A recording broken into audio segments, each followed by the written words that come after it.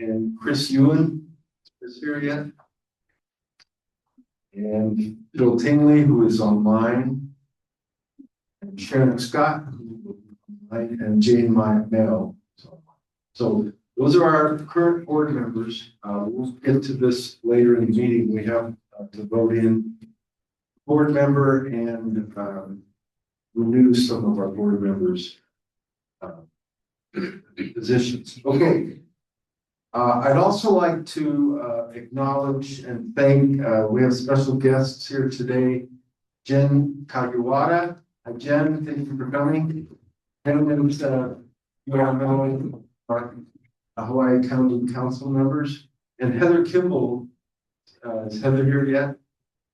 I believe she's coming as well, not here yet. So thank you so much for coming and participating. We want to give you an update on where we stand with the YY grant, and I'll talk about that. Okay, so again, thank you all for coming. Thank you to all of you who are online for joining. And let me just launch right in. I'm going to give you a kind of a brief overview, very brief, of the year 2025, which was quite a year. So let me move. Okay, it was kind of an unprecedented year in many respects. And, you know, I'm going to highlight some of those things that we all remember happening this past year. So I'll go through these one by one, starting with our refuge staff and budget. And Springer, who is here, our refuge manager, she'll expound on this a little bit later, I'm sure. But it was a tough year for the refuge. And starting out with early in the year, some people were let go very unexpectedly. They came back later. But we did lose 6 of the most experienced higher level staff to early retirement in the middle of the year. That includes the refuge manager and the deputy refuge manager. So we lost a lot of corporate knowledge and memory at the refuge. We also had the government shutdown, which was at least 6 weeks from the beginning of October to the middle of November.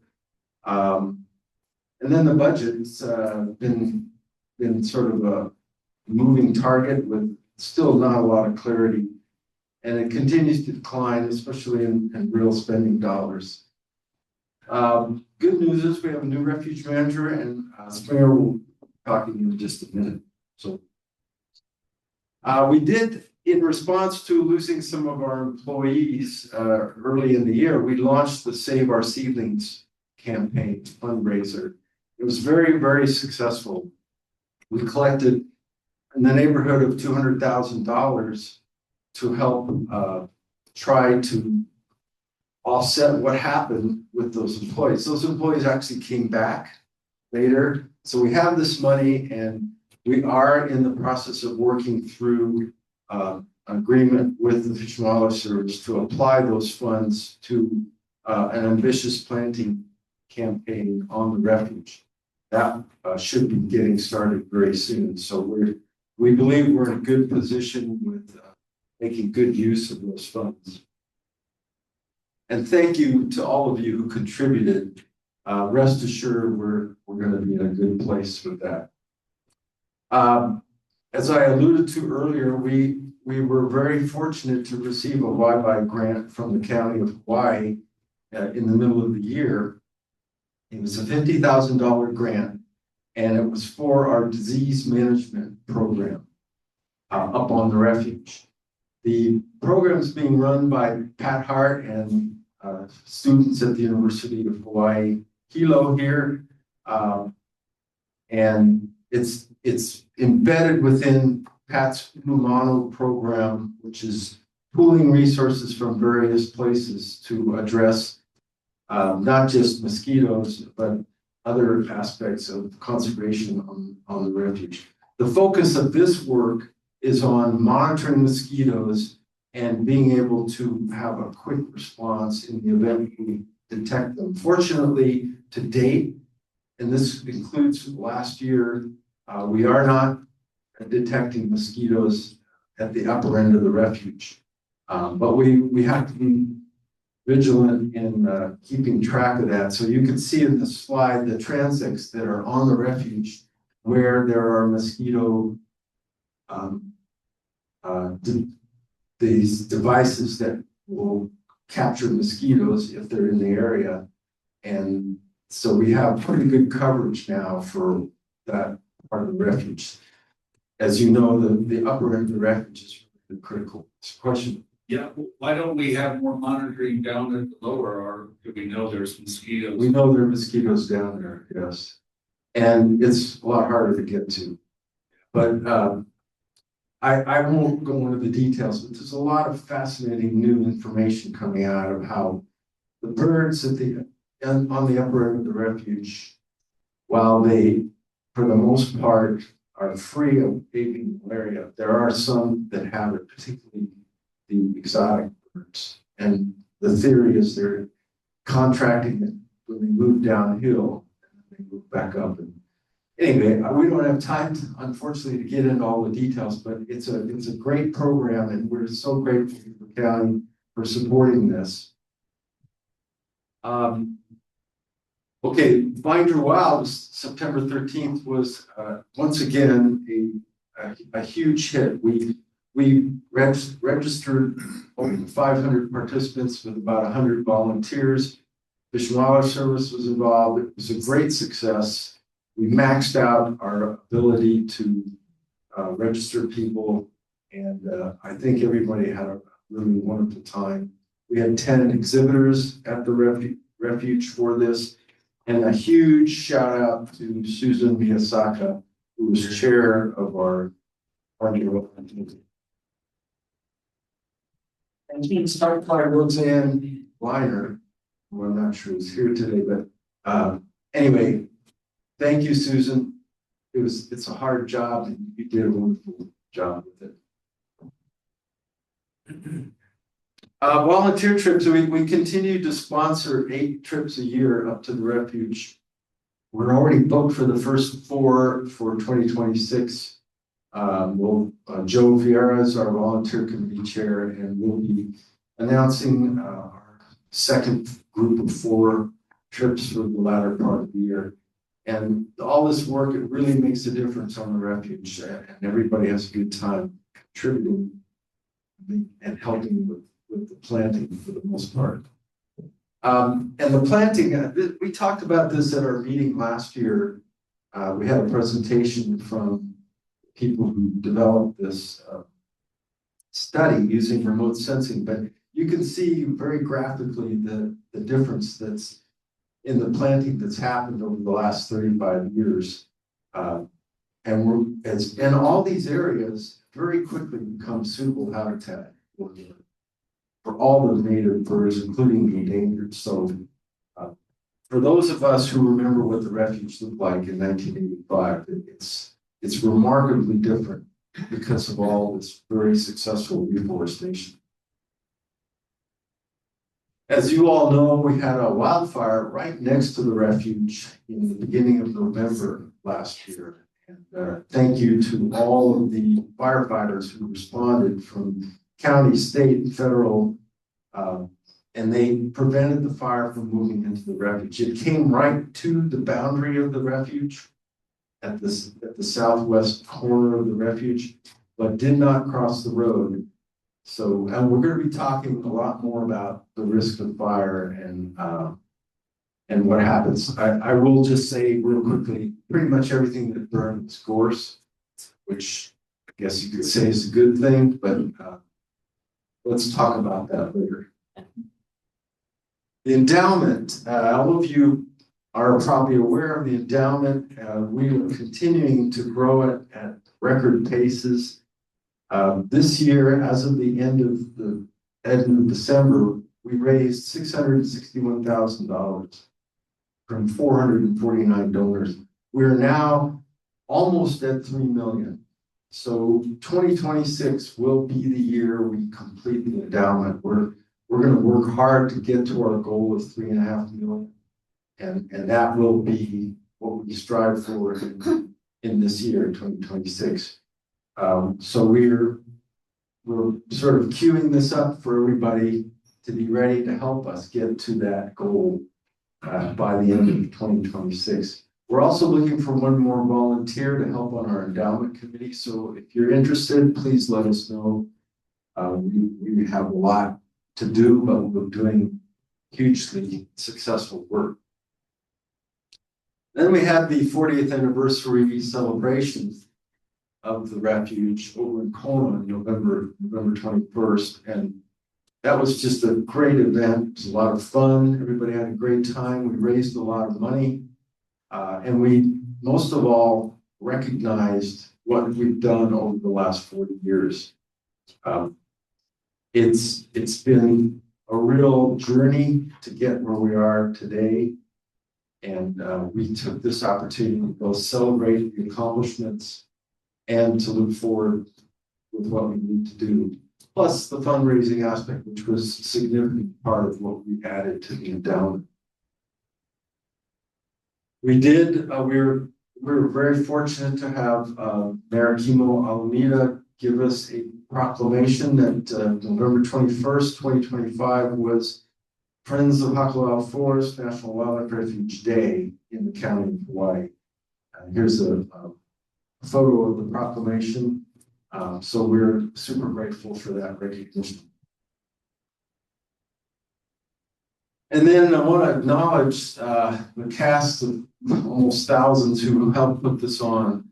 The video crew, Andrew Hara, Kelly Trizolini, Bruce, who's here. Hi, Bruce. There you are. Go Broncos. Go Broncos. And then Jason Cohen. It was a great group. The video, which we're going to show in a second, is just a fabulous piece of work. Layla Dudley and her family were up there. Noah Gomes, Pat Hart, Eric Preston Hamron, who were all featured. And then, of course, Jack Jeffrey, and Jake Shimabukuro were the stars of the show.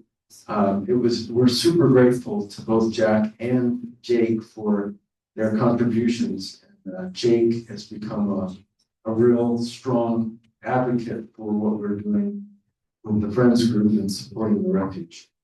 I want to have a special shout out to Cindy Pacheco. Is Cindy here yet? Hey, there you are. To Cindy Pacheco and to Debbie Anderson, who's I think online. You'll notice your names are gold here because you both get gold stars for all the work you put into this. Thank you so much. But also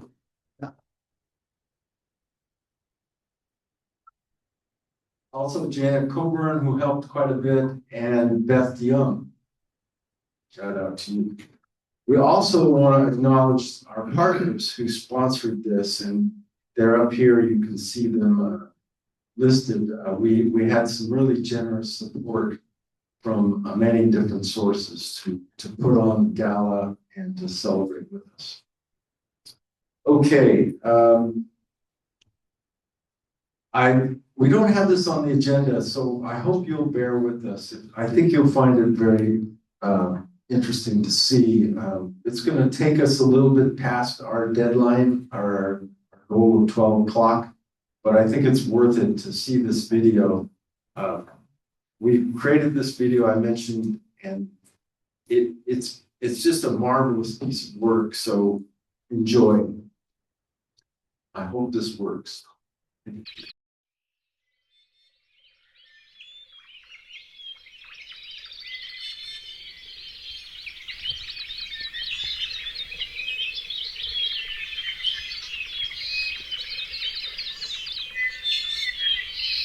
When you hear the chorus of birds, the dawn chorus at Hakalau, that's probably the closest you can get to what Hawaii used to sound like.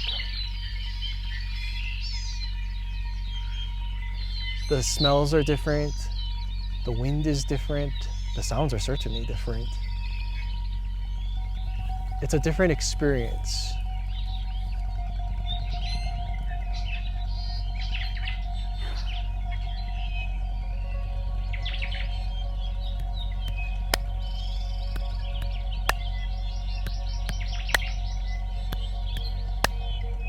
Eulue, eulue, eulukini o hakalau, o kane me kanaloa, ulua e keia aina, eulukini, eulue, eulue, hu, ha. Yola o, yola makoni, mahalo.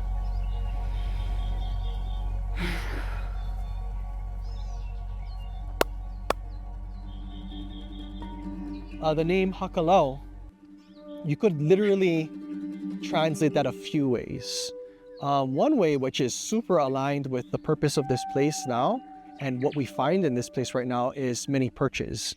Haka is something that a bird might alight upon, and lau can mean a really, really big number of something. So a whole ton of perches is one way to translate that, and that's certainly appropriate. This place has such a high density of native forest birds to this day that makes sense. It's an LGB, little green bird. Oh, yeah, I see it. Oh, it is flying away. Yeah, I saw it. Yeah. All right. That's I saw it. You need to get a better look. Hopefully we'll get a better look. Yeah.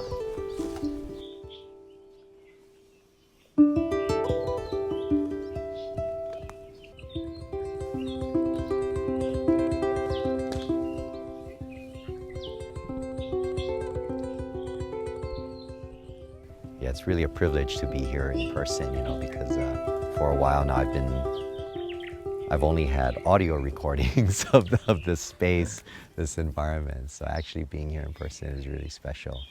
Like for someone like me who grew up in Honolulu, and then I come up here and I'm like, this is magical. When I see this, to me, this is just, all I see is just thriving. But then at the same time, you being here, from the beginning, you've seen the growth, but you also see like the danger.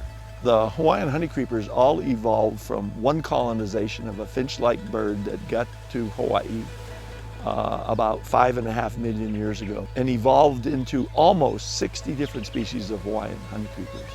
There's 17 species left.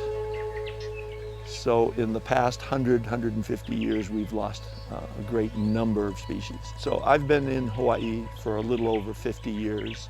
Since that time, 7 species that I saw are now extinct. There's a lot of threats for Hakalau forest. Some of the biggest threats are habitat loss, but there's also predators such as rats, mongoose, cats are huge predators on the native forest birds. And then avian diseases such as avian malaria and avian pox. Those mainly are the 3 reasons why we've lost the Hawaiian honeycreepers. The Hakalau forest is one of the last areas for protection of native forest birds. Just about all of the birds are either stable or increasing, whereas most of the other areas in the state, they're in decline. When I first moved here in the early 70s, mosquitoes were at about 3,000 feet. You didn't see native birds in the forest below 3,000 feet. Slowly that zone of death is moving uphill. So now it's between 4,500 and 5,000 feet. Kauai is only 5,000 feet. Molokai, Lanai, Oahu, they're only 5,000 feet. So the mosquitoes have overtopped and basically just about wiped out the birds. 30, 35 years ago, if you were driving down this road, there'd be gorse scratching the side of the car as you came down. Native birds cannot exist on gorse, so we have to have the native forest. And the only way it's going to come back is to get rid of gorse and plant trees. So I've been really lucky to inherit this baton from the people who worked here before and the volunteers who sort of built the refuge up to be to this point. And so I'm really lucky to continue that work of forest restoration and habitat restoration for our endangered birds and insects and everything that calls this forest home. nearly every tree that goes through this greenhouse has been touched at one point by a volunteer. And it takes all of us in order to do this work. And it's been 40 years of volunteers coming and creating everything you see around you. All the forest that we have wouldn't exist if it was just us doing it. We've lost a lot of our bird community over time for various reasons. And of course, the forest has declined significantly in most low elevation areas. And so Hakalau represents kind of the last, it's sort of the last remnant of what Hawaii used to look like. Kids will come up here and just let out shrieks of joy, just experiencing just the chorus around them. You know, it's just completely unlike anything you would hear anywhere else. So the students get to see up close and personal these birds that you can't see anywhere else. Yeah, in Akiapola'au, that at one point, we were pretty scared to their numbers. And we're really lucky. They got to hold this bird. And now they have this aloha for this bird that's a part of them, this endangered bird, and they're telling its story. In the past, when I would do bird tours, we'd bypass this whole area and go down maybe half a mile. That's where we would start birding because there was nothing here. We have 65 miles of fence. 65. Yeah, that have to be inspected monthly. For every species we lose a part of us and the place and what makes Hawaii, Hawaii. And there's a long cultural history of living alongside of these birds and these plants and them being integrated into your daily life. We have some plants we care for, like our native mints, that we don't even know the names of them anymore. They became so rare and so disconnected for so long from the people that knowledge is gone, and we might not see it down in Hilo or in Honolulu. When a species goes extinct, it's often quietly. The landscape of Hawaii has changed tremendously, right? Since humans have been here, Native Hawaiians, people who came later. We do a thing as a species where we change the world around us to meet our needs, and we're very, very good at that. But that means that sometimes other things get in the way and other things are lost. And being in places like this where we can get a little bit of a glimpse as to what it felt like 1,000 years ago makes me wonder how things are supposed to be. It turns out that the most pessimistic projections for the birds on Kauai actually came true. And I was really surprised about that because I'm by nature an optimist, and usually I find the line that gives them projection to live the longest, and that's the one I'm going to go with. The mosquitoes, they came up into the Alakai faster than was, it was the worst case scenario that happened. And so these populations, birds that were common there not long ago, you cannot hear them anymore. Now, last time I went there, I saw akeke'e just on one of the major trails on the Alakai. That was 10 years ago. And you can't see akeke'e anywhere in the Alakai anymore. There might be 6 birds left. How does it feel to know this bird you saw in the Alakai swamp 10 years ago may never be seen in the wild again? Makes it.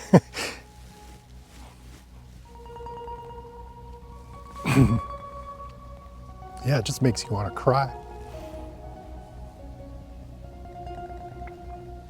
For sure. It's incredibly sad. I mean, these birds made it for millions of years.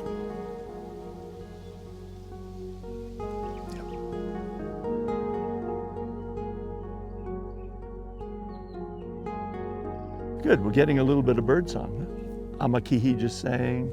I hear an Elapaio over here, Evie in the back over there. The undertail coverts are white. Yeah, apapane. So I always tell the kids, if you see a red bird with white undies, that's an apapane. And someday, soon, probably the next 10 or 15 years, this gap right here will be gone, and it'll all be native plants, which is neat, because the birds utilize those native plants.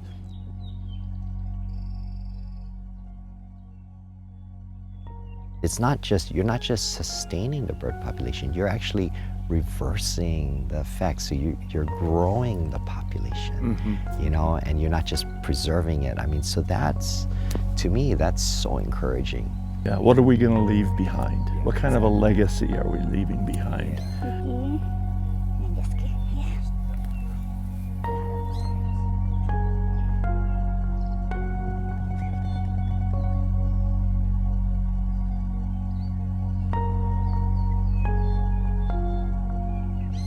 Ohia a me ke koa. Ke koa pi I mauna. Ke koa. Mom, can you please come back here one day? Ai.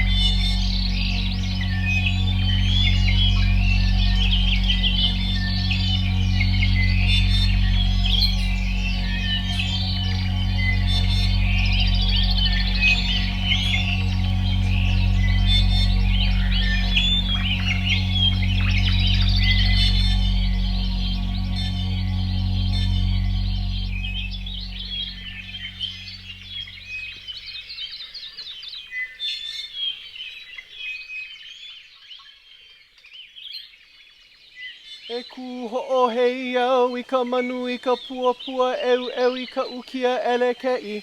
A pili ka umanu I ke pau ulu ako koko a mamane. Ulu ka io I ka puko ko kaua hale. Po'o manu a maka manu e heu manu puapua manu vavai manu hulu manu I o manu e ka ewa iki e. Ho mai he lau manu, nā a ko'u I ka wili I e ka manu, po ka lehua I ka hukini e.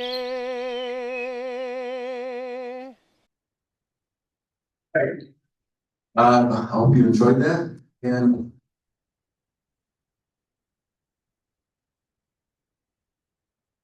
sorry, we've already run over a little bit, but we'll try to catch up. So I'm gonna right now turn it over to our refuge manager, Springer Kay, and she can give us a little update on where we stand.